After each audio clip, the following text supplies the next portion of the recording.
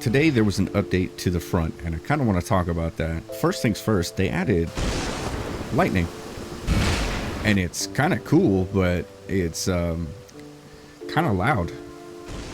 Yeah, it kind of hurts my ears a little bit, and it's kind of distracting. They also updated the way things look a little bit. They changed some colors of the buildings and so on and so forth. But what they added was the space-time warehouse. Think of the space-time warehouse as the cloud. You are uploading your items to the cloud, and you can now take those items to the next server. The most valuable resource in the front by far is oil. Oil makes explosives, and boom is what you need to raid people. When you raid somebody and you stumble onto their oil wells, or you stumble onto their box full of oil, it's a big score. All the best stuff in the game requires oil to craft. As you can see, I dropped 18,000 oil into my space-time warehouse, and that is where my oil will be kept because it is unraidable if it's in the space-time warehouse. Here's how I'm going to exploit this. I have quite a few hours in this game, and I've played on multiple servers. The servers that you see here, I am level 60 on all of them except for one. And on 3 of those servers, I'm established with helicopters and jackhammers and everything that I would need to gather a lot of resources. And the thing that's notable about these servers that you see is that there's nobody on them really. And if I'm already established on a server that has 0 population, I can easily go to that server and hit every tungsten mine, iron mine, salt mine, oil mine, and then put it in the warehouse and bring it back to my main server without PvP. So essentially what they've done is they have removed PvP from a PvP game.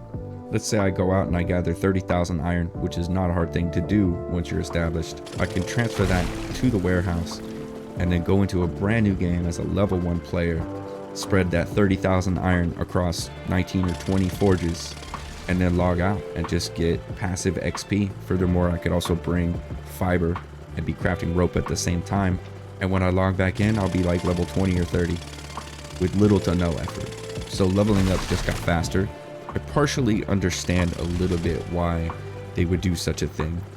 It's so that people will populate more servers. I understand that. So let's talk about another thing that they added. The front, new server announcement.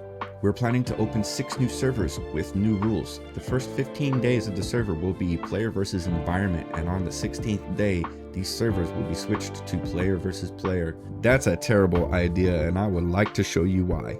By day 16, I'm gonna have a base that is 25 layers thick of titanium barriers and 500 turrets that are fully loaded, because I'm gonna be able to exploit the space-time warehouse, and I'm also gonna be able to exploit the beacon glitch, which I'm gonna show you now. When you build a raid base, it's inevitable that it's gonna tell you that your territory has reached the turret or reached the trap limit. You can't put any more. But if I have 15 days where it doesn't matter whether or not I have a beacon up or not, I can combat this by deleting the space-time beacon, placing 500 to 1,000, even 2,000 traps if I wanted, and dropping my beacon back down. And since it's PvE, it doesn't matter if I do that or not. And I'm gonna have automatic turrets, I'm gonna have phalanx, I'm gonna have devastators, and I'm gonna have 1,000 of them. There are multiple exploits in this game that are just like this and worse. I know a lot worse ones, and it's to the point where I don't even want to use them because it is just so cheesy. On December 29th, the devs announced that they were going to release some new servers that were 3-time collection rate, and I didn't get in on it, but once my server started to die down, I was looking forward to that wipe, and a lot of other people were as well.